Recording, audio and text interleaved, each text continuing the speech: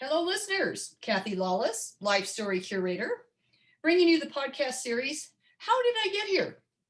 A series of interviews designed for people just starting out in their careers, people in transition, or possibly feeling stuck, and giving them access to the stories of people who have been there, done that, so that they might be inspired with some new ideas, or maybe just comforted knowing they are not alone, that everybody starts somewhere and everybody goes through times of transition and times when they feel stuck.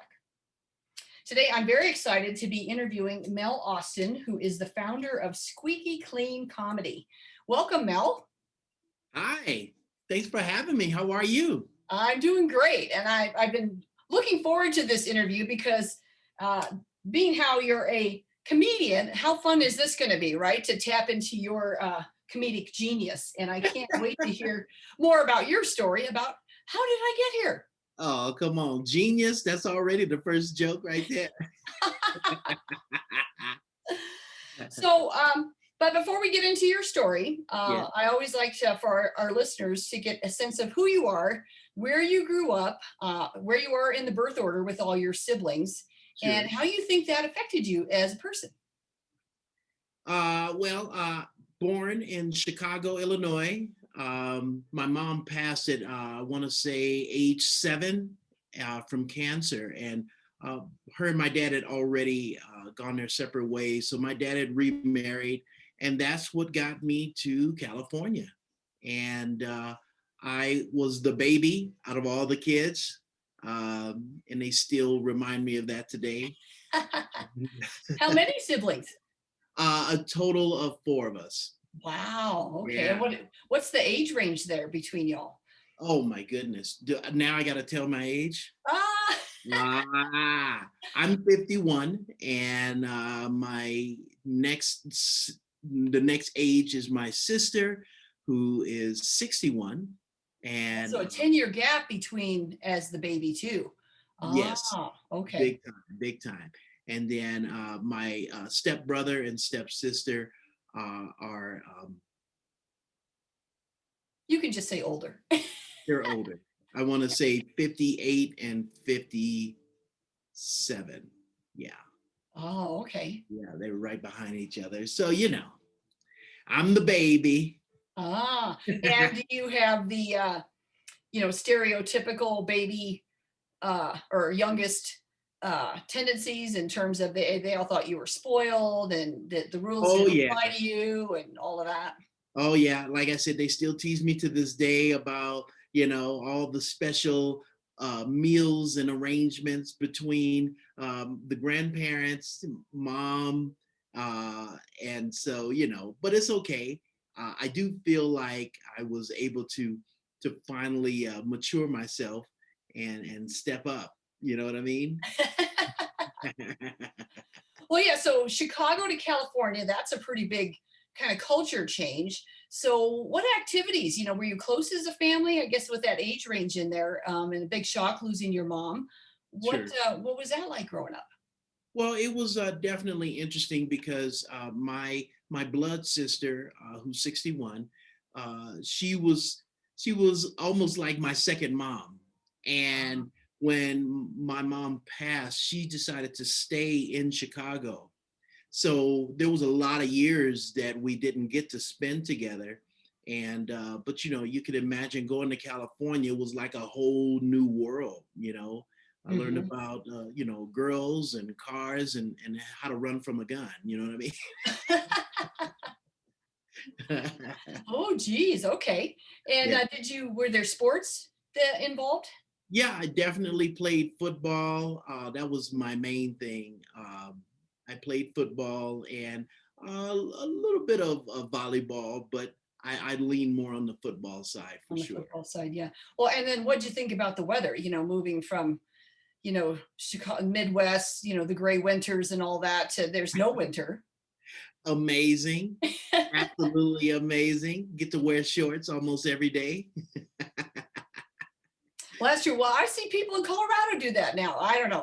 Yeah, me I'm too. kind of a cold body. I have to have my down on, and like today I got a vest and a kind of this turtleneck thing. So anyway, okay. So are you an introvert or an extrovert?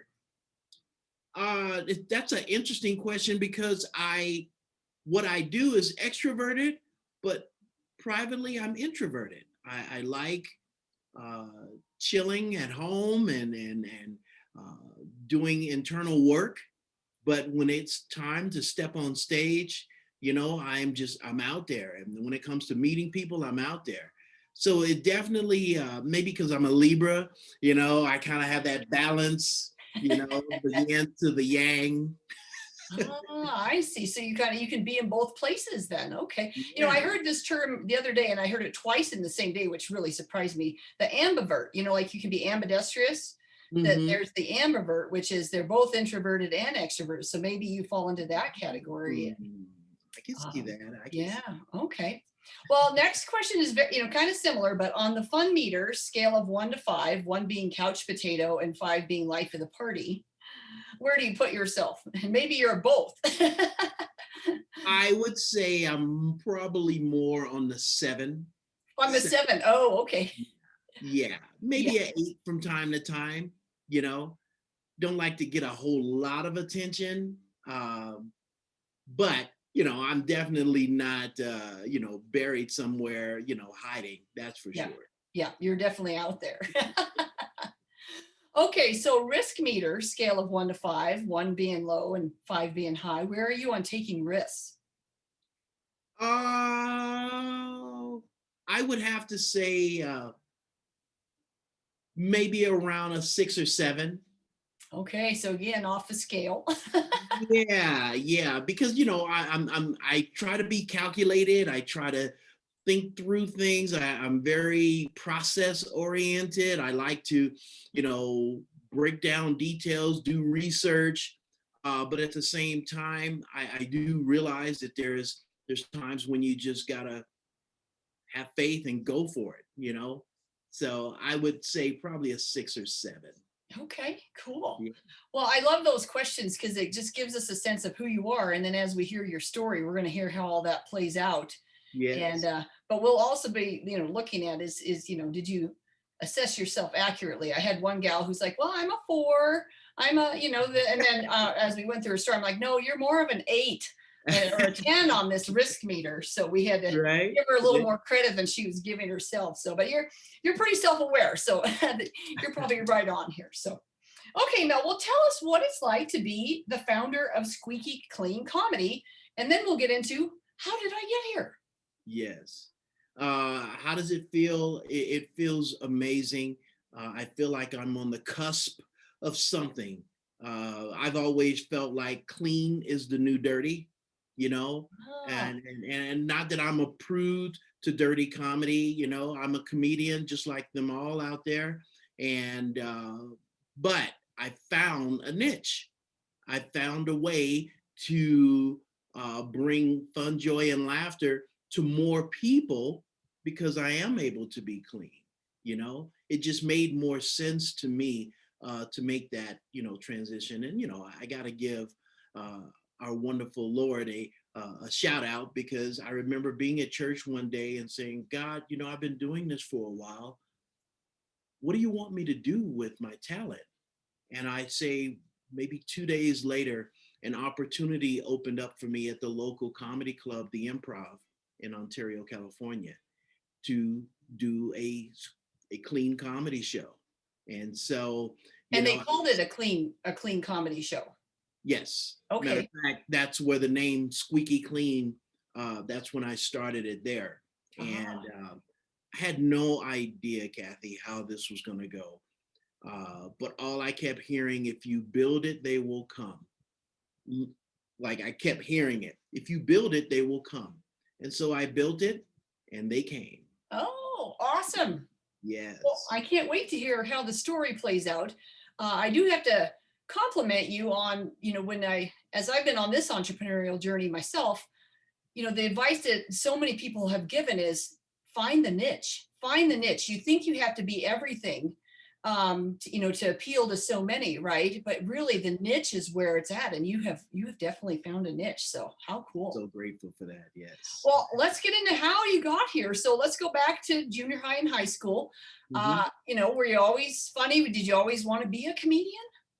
I don't know that I always wanted to be a comedian, but I always enjoyed getting up in front of people and commanding them to take charge of life. So, being on the football team, we'd have a pep rally on Friday morning, and I'd get out there and, uniform, the team behind me, and I'm just pushing the crowd, let's go. And they'd all be, ah. And then even in the off season of football, we would go and support the basketball team.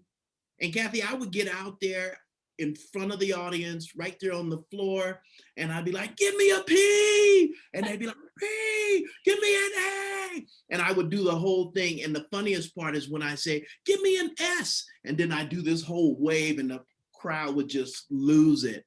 And so that became my thing, is just really just getting up and firing people up.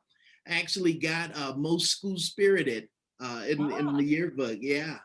So you brought the energy and the passion, but you kind of brought people together, because someone's got to be that person, right? That really, does that. And it's not just the cheer squad, right? Because that's their job. Right. But when there's a fellow fan, yes. And when you're, on another team, and then you're bringing your team to another sport. I mean, that's really powerful and cool. Yeah, it was fun. We had a blast for sure. And you probably had a blast because you're in your zone. Absolutely. Yeah. So then high school, college, was college in the mix, or how did you decide what to do after high school? Actually, I went right into the Marine Corps. I had a summer job after graduating, 12th grade, and then I just went into the Marine Corps, and I served. I started out at Fort Lee, Virginia, in some training as a bulk fuel engineer. Oh, engineer in the title. Yes. What I actually did was I refueled helicopters, fighter jets, and the tactical vehicles in Desert Storm. And so it just, I was a professional passer of gas. And did you have business cards with that as well? No business cards. No. But that's an amazing time. So let me ask, how did you decide to go in the military? I think you're one of my first that have talked about going into the military versus college. So I'm curious about, did you have a family member that was encouraging you, or what did you have? No, I'm almost embarrassed to say it, but I wanted a 300ZX. Oh, okay. Remember those cars? Oh yeah. I wanted that, and while I was playing football, one of the recruiters, he would come to my games. Today that would be called stalking, but anyway, he came to my games, and I, we had a couple conversations, and I told him I wanted a 300ZX, and he said, "Well, the Marine Corps can help you get that." And I said, "Really?" And so, out of all the services, I felt like the Marine Corps was known for being the toughest, and I wanted that. I wanted to, if I'm going to do it, why not go for the hardest one to know that I can make it, even in a boot camp at the Marine Corps, Yeah. Wow. So right into the toughest one. Well, so I do have to ask, what position were you in football? I was a defensive guard.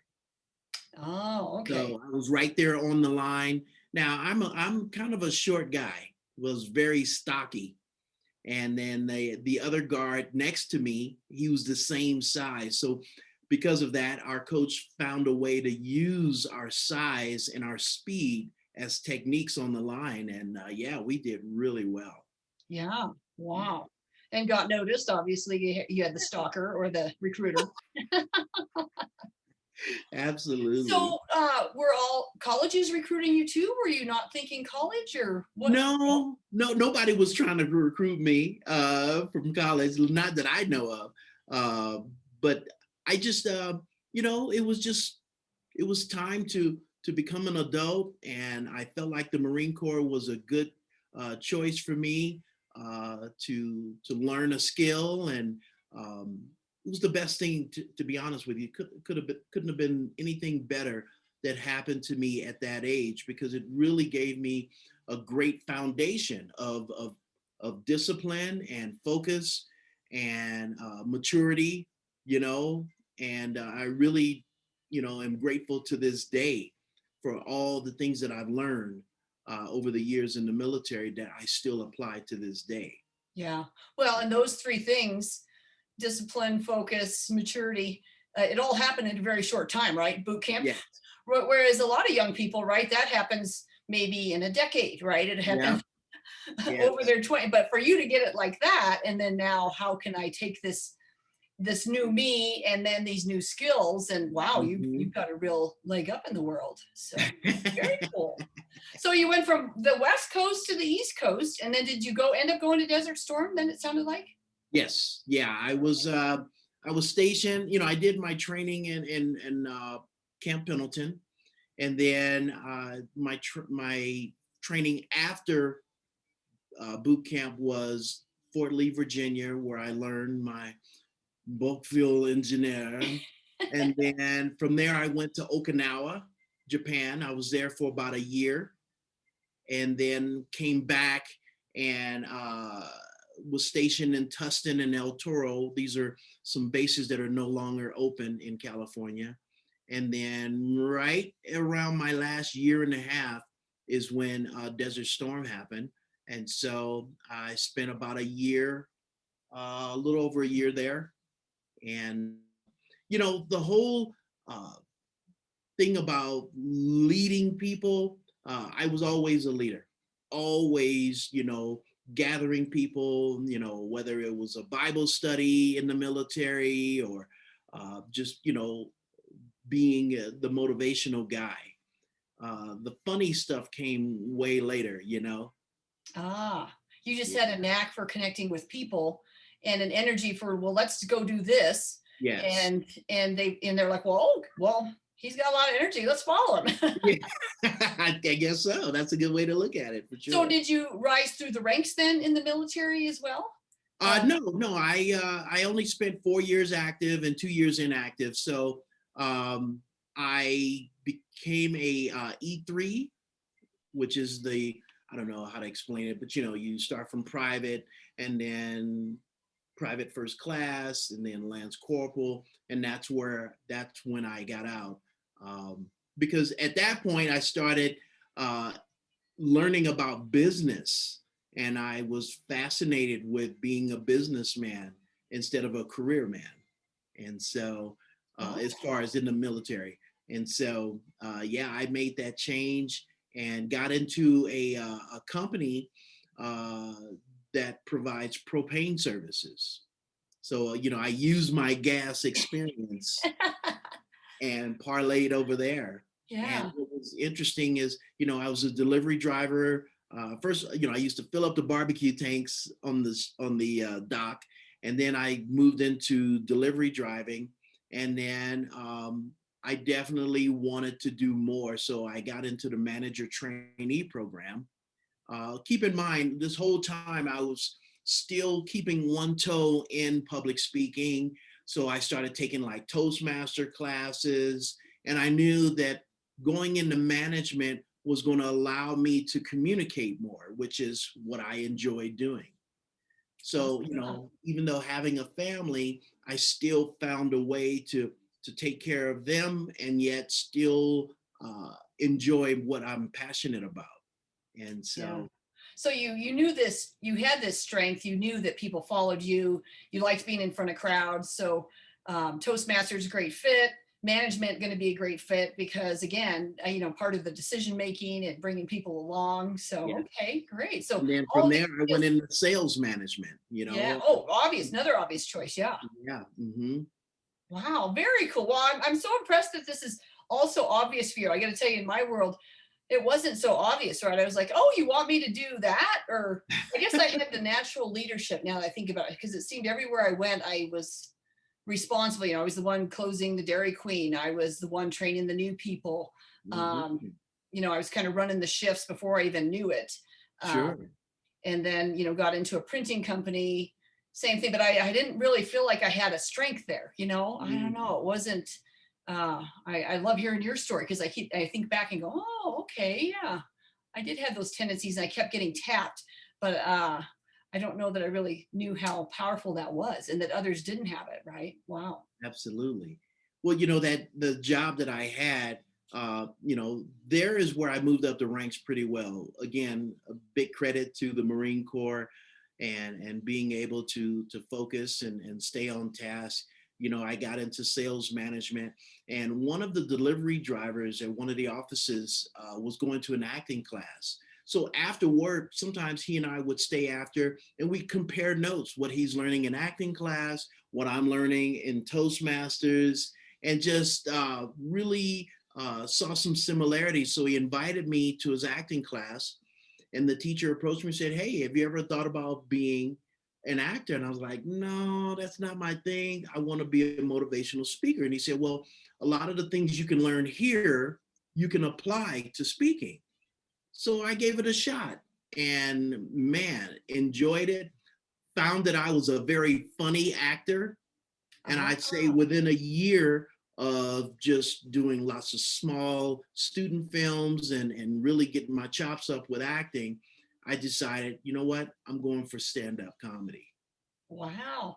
I think that's so cool that he approached you with, have you ever considered this? Because you hadn't, right? You were thinking, No, oh, I got to go more, maybe the more traditional route, the Toastmaster route to get yeah, to keynote, right? But think about how this really probably opened you up in totally. such a way, the acting, and then, like you said, and then you found you were a funny actor. Hmm. So then that kind of blossomed into the comedian side, right? And you hadn't really been thinking comedian before that. It was No, just no, and the who you matter of were. fact, I'm sorry to interrupt you. No, go ahead. It just dawned on me that we had a symposium one night for the acting class.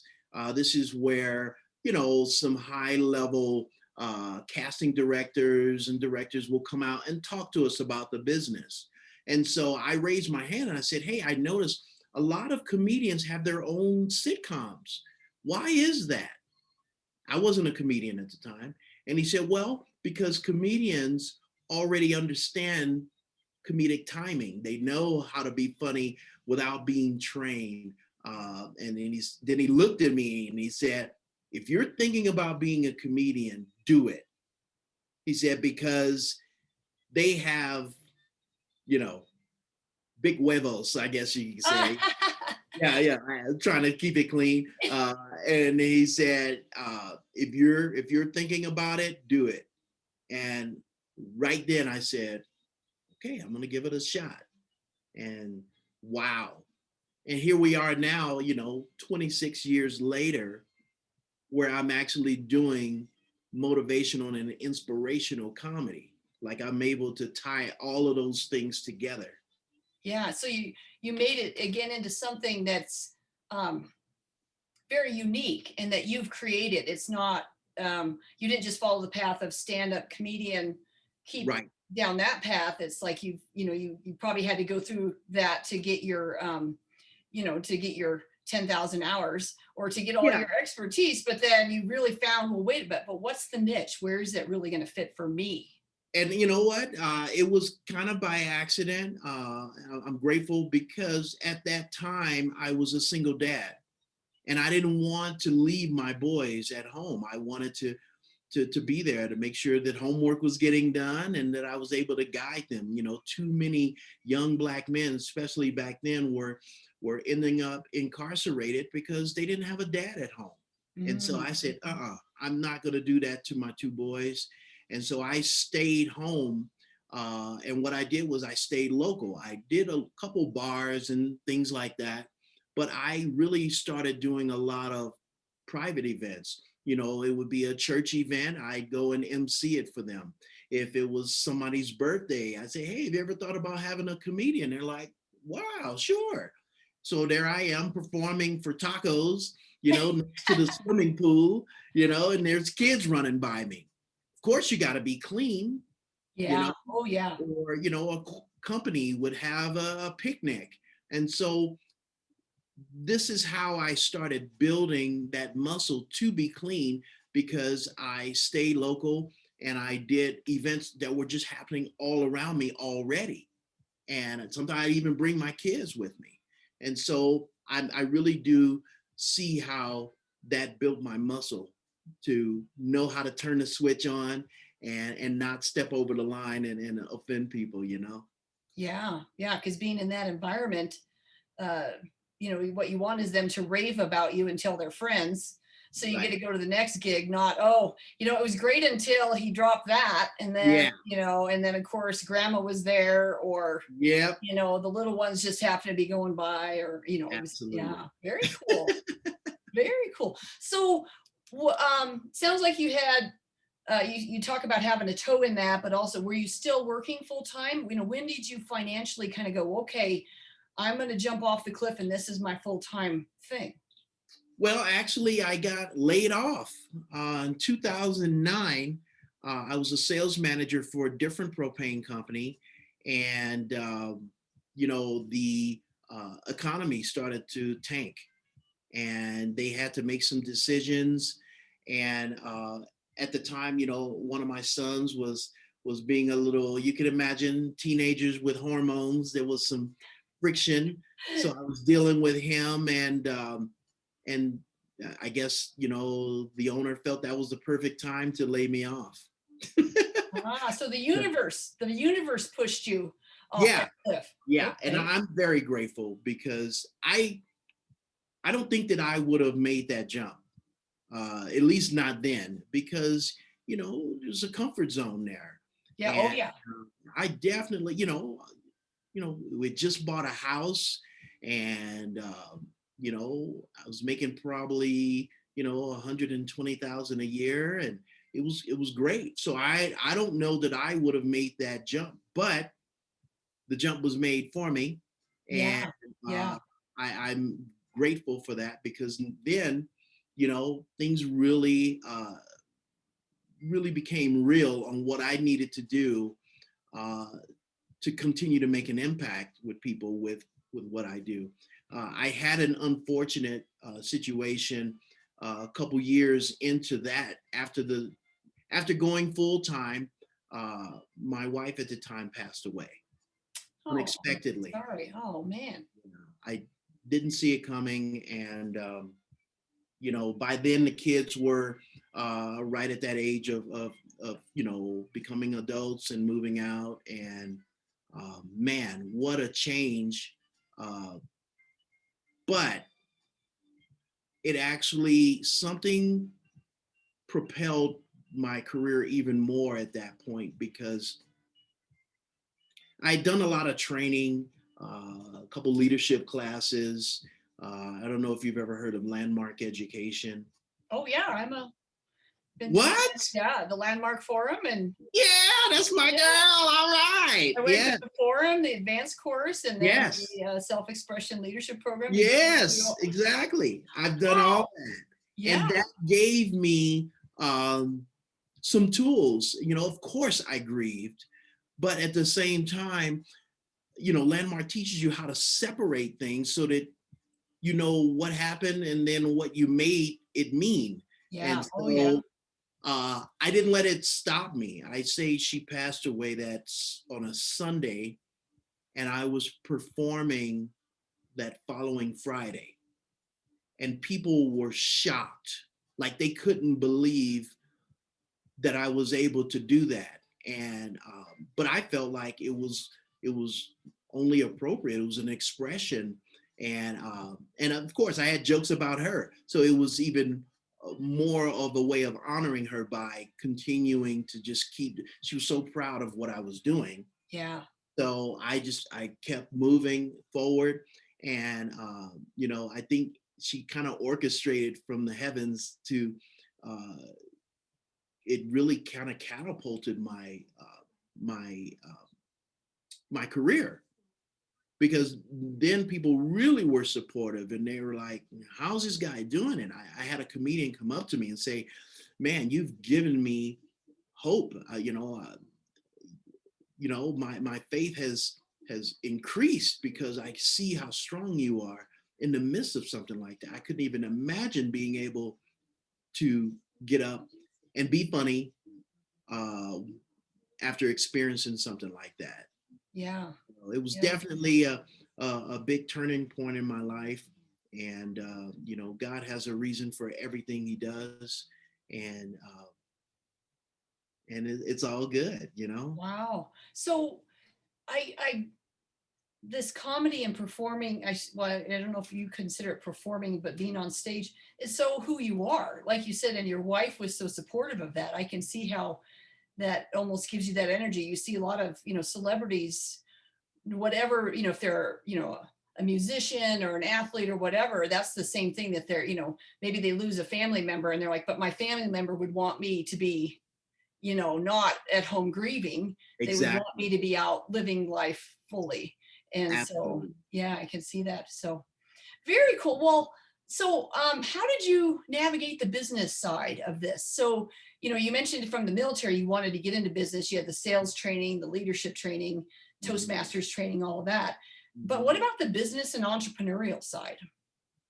Well, I didn't know, you know, I think from being a manager, I had an idea of, how to run a business, but not my own business. And Yeah. so I think my biggest aha was a book that I read called E-Myth Revisited by Michael Gerber. And I think at the time when I read the book, I was feeling a little burnt out and didn't even really notice it. See, what he talks about in the book is that when you work for someone, you're talented and you know what you're doing, and they have a structure in place. When you become a entrepreneur or a business owner, now that skill level is great. People love you. They want to do business with you. But in order to really run a successful business, you have to have other parts of the business running as well. Mm. Admin, financial, HR, marketing, and operations. Those are my five. And so being a comic only, yeah, sure, I could, I could perform, and with my sales background, I could get gigs, Hmm. but nothing was getting addressed on the admin side. I wasn't a big fan of paperwork. Wasn't a big fan. I didn't really know how to market, so to speak, unless it was propane gas. And so I had to learn and break those things down and separate them to kind of change hats and know, okay, I'm wearing this hat today and this is what I have to focus on. And it took me a few years of reading and listening to this book over and over again. I'm gonna say I probably listened to that book at least 30 times. Wow, 30. At Wow. least. Just At to keep least. picking up on the nuances that were, and Absolutely. reminding you and all of those things. Wow. What I've learned is that when you do that with a book that's really good, normally I think what we normally do is like, oh, wow, oh, I got a lot of insight. And then we move on to the next book. Yeah. But we Yep. don't really get to practice the things that we got from the first book. So what I found is that over and over listening to it was allowing me to actually start to create some behaviors, some ways of doing things that became more natural because I would constantly hear it, and I'd always learn something. Even after 30 times, you still, what? Where was I? Where was I? I didn't hear that, or it made sense finally. Yeah. And so, Yeah. Yeah. Yeah. yeah, that really kind of taught me a lot about running a business, and it raises my awareness too. Like I started paying attention to other businesses to see what systems did they have in place and how were they so uh, large and so sustainable. McDonald's is a perfect example. I came out the gym once and I was looking at the McDonald's across the street, and because I was hungry, of course, but there were lines there was two lines of these cars going through the drive-through, and I stood there for a while and they were just moving systematically, and I was so impressed because somebody had to get the ice, somebody had to pour the drinks, somebody had to put the onions on the burger. Like all these little things were well thought through that the people were not waiting that long to get their food. Yeah. And I had Yeah. thought to myself, well, wait a minute. If I had people lined up for my comedy show, would I be able to efficiently run them through the process? And so those questions always kept, haunting me. Like, okay, you have work to do. If you ever want to be that big, you're going to have to really learn how to make the most out of systems. Yeah. Wow. So very observant. Sounds like you're quite the observer in Yes. terms of, kind of stepping back at times, maybe even observing yourself, but then observing others, which maybe is what makes you a successful comedian too, right? Because that's where you can find the funny in so many things. Absolutely. Absolutely. So, Mel, did you ever have a time where you thought, I should go get a real job? This is too good to be true, or I'm in a slump. I mean, did you ever reach that point where when's that next gig come in? I mean, that's kind of the entrepreneurial mindset I have at times. Things are going great, and I'm like, and then and then it's probably the universe talking, right? But Right.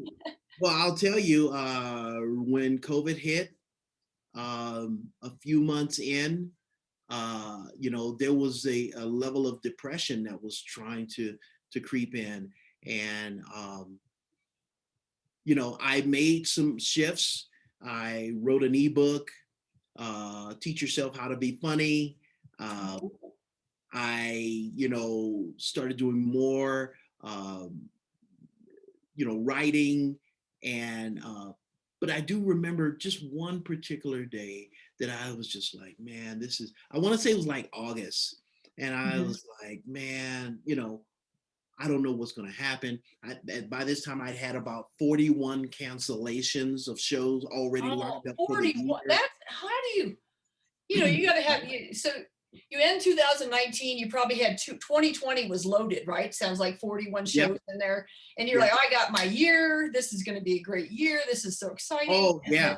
They Yeah. just started We dropping. just hit the 100K as a company. We just beat that. And, the year, like you said, was laid out. And it was just that March when this happened. So I knew that there was going to be even more happening. But anyway, around August, I was just like, man, I don't know what's going to open up.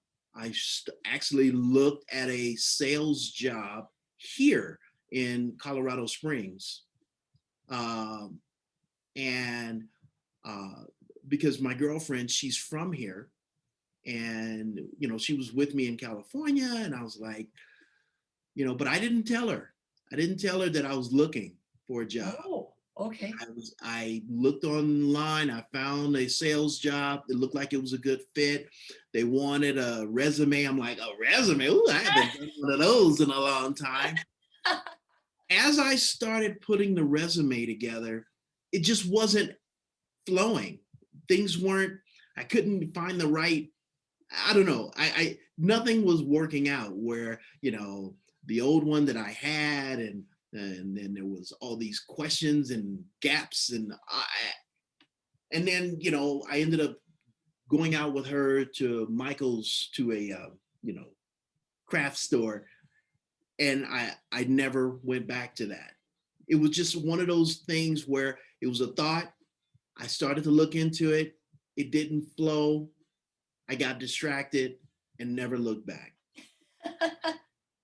So how did you get out of you said that you were feeling, some depression was coming in. Did you talk to her about that? Were you sharing, a little bit, because I didn't want to freak her out. She was striving, and still is, from she does online businesses. And so between Poshmark and Etsy and eBay, she had really found a great niche. And so but I knew what I was offering as a comedian, clean comedy. I'd started looking and studying the whole Zoom platform and learning, I was on every show I could be on. I was on shows that I wasn't even invited to, just to see what worked and what didn't work, because I felt like people are going to be too freaked out to go back out in public. So why not learn this? And so the way I distracted myself was I just continued to learn, and did lots of yoga, lots of meditation, which I'm so grateful for.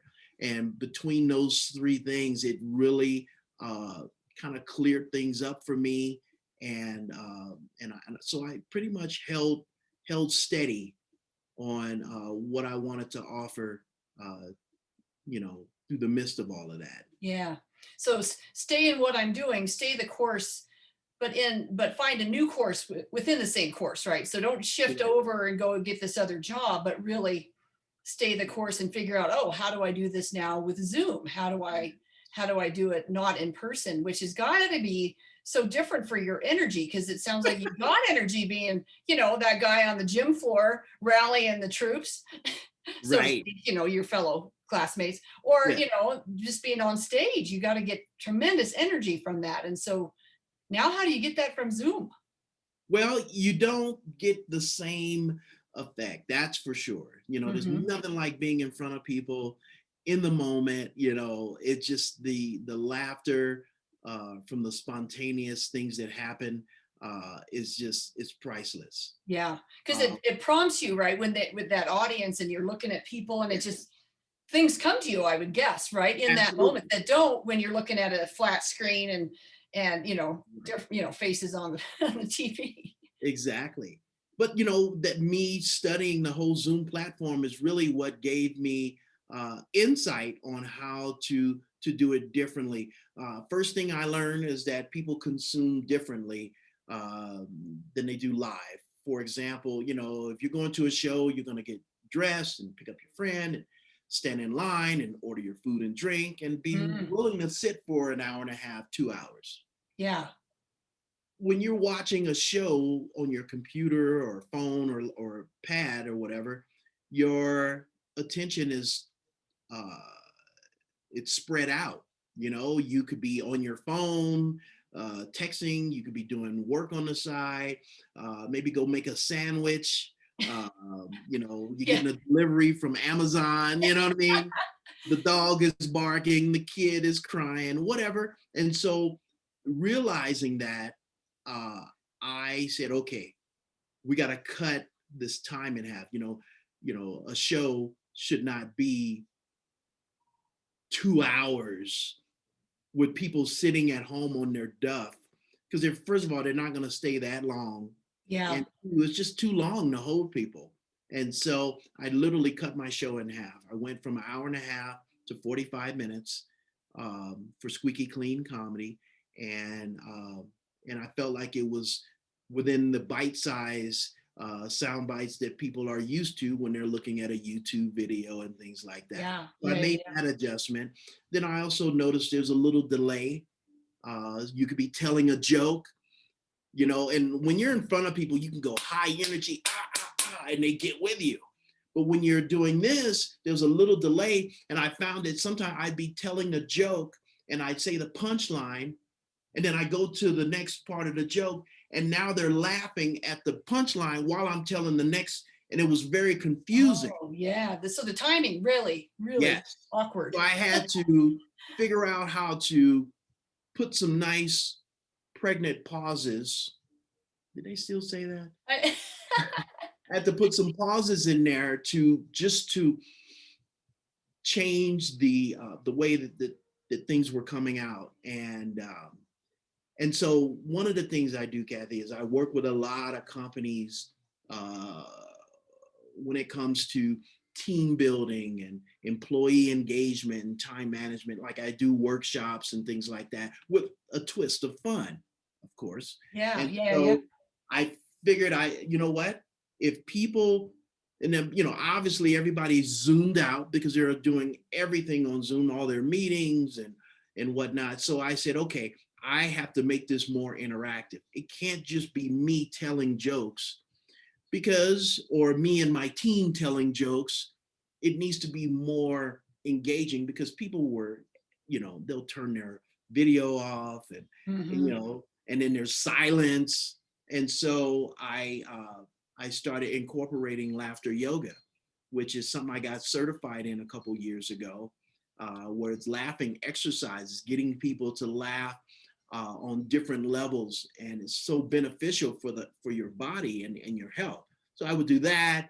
We would play games like trivia, or we would do a scavenger hunt. I do birthday roast tributes and just things that was more interactive, where I could call on people or have them run around the house finding Q-tips or whatever. But I found that this platform needs a way to keep people engaged. And Yeah. so that's where I am now, is continually looking at how can I bring value uh, to people that are at home and easily distracted. Yeah. Well, and I think companies are looking for that, right? Because they're having all their meetings and they know their people are zoomed out. So Yeah, how can they bring in someone that's really going to surprise them, right? And and absolutely. re-energize and motivate them. So Absolutely. well, Mel, this has been so fun chatting with you and getting to know your story. I could probably talk to you all afternoon, but we do have to start wrapping up. I know this comes to the ending and the closing of the show. So Oh, I do like to end though on a note of asking, what, when you look back on your career, what do you think served you best? It could be a strength or maybe a habit or just who you are, a personality trait. What do you think served you best? uh, you know, my faith is definitely a priority. Um, but I have to say that the things that I had to do on my own, uh, internal work, if you want to call it. So, for example, big fan of meditation, big fan of yoga. I'm a third degree black belt in Kung Fu. And then of course the military. If you look at the similarities between those, it it causes you to look within and to not give up. And so over a period of time of learning more and more about myself, and learning that it's a journey, like anything you start, you're not always going to be the best at. But over time, doing it consistently, I got to say that's probably the biggest benefit I learned from the doing martial arts, is that you when you start something, you're a white belt. But as you do it more, you become a yellow, and then a green, and then a brown, and then a black. And so from that, I just kind of applied that with all the other different applications of life, whether it be yoga. And so I just find that if you do the internal work and you become more whole and complete with yourself, and you take responsibility of that journey, then there's no way that you can lose, because you're winning with yourself, instead of me focusing on the outside and what I want and where I'm not. No, that doesn't serve me. So I would have to say you got to do the internal work. It's just up to the person to find what uh, avenues to do that with. Mine was, all the different things from the military and martial arts and the other stuff. Yeah. Wow. Well, what a great ending. I think that's so inspirational. You got to do the internal work and not be focused on the external. And that's so much of what comes out of these interviews that I'm doing, is that, I had that career that was up and to the right, and this is where I thought I should go. And then I reached a point and I took a left turn because it fed my soul, or it was just more fulfilling.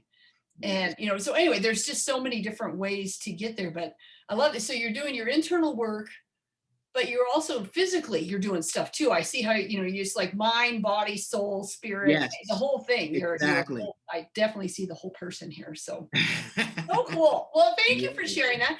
Any words of wisdom over your life that someone shared with you once that you went, oh man, that really became a mantra or stood out for you? I don't know that it's anything that someone has shared, but I can tell you my observation of others, uh, including, my own life, is you have to be willing to do what brings you joy. And I think sometimes people may get caught up with a career or that they think that they're supposed to have because it makes money, because their family did it. Um, I see even people, friends my age that didn't, that went that route. You have to find what it is that you love to do. And when I say love to do, I mean you are passionate about it. You would do it for hours and hours without ever getting tired. You would even do it for free. That's how much you love it. And if you could just take career out of your mind, money out of your mind, and focus on what is it, what are those things, that thing that I love to do and how good it makes me feel. If you can just stay focused on that, then the opportunities, the business, whatever it may be, will show from that. And then what happens, Kathy, is that over a period of time, you realize, wait a minute, I'm having fun and living my life. You know what I mean? It's not a chore. It doesn't even feel like a job. It feels like you're having fun every day. And sometimes we can feel guilty, like, man, am I supposed to have this much fun? Yes, yes, you are. The way to do that is to stay the course, stay in your passion. If you got to pay bills, I understand, but at least keep a toe in it and find the things that bring you joy and do that. And the money will take care of itself. Yeah. That's what I've observed. Because you're bringing this joyful energy to the universe, and it's all coming together. So yes. Wow. Well, I think that's a note we probably need to end on. So thank you, Mel, so much for sharing your story and being here today. And listeners, if you enjoyed today's podcast, please subscribe below and you'll be alerted as other interviews are published. If you have any questions for me or you want to get a hold of Mel, you can find me or find us on my website, lifestorycurator.com, and I'll list your social media and your website so people can reach you. But on that note, I guess listeners, stay safe, stay well, and let's keep sharing those stories. Love, peace, and chicken grease.